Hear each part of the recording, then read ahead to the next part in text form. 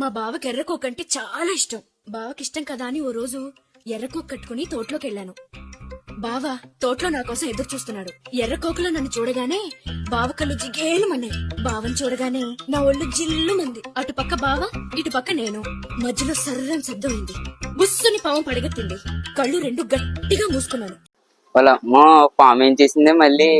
చరిచర పాకింది, గజగజ వణికాను, కాలికి తగిలింది, గడగడలాడాను, పైకొచ్చింది, బిత్తరపోయాను, కితకితలెట్టింది, తికమక పడ్డాను, తోపదిలేసి పరిగెత్తాను, తోటదిలేసి రూటెక్కాను, చెట్టెక్కాను, పుట్టెక్కాను, గట్టెక్కాను, మిట్టెక్కాను, ఎక్కడికంటే ఎక్కడికొచ్చే కాలు ఏలు చెప్పేసింది.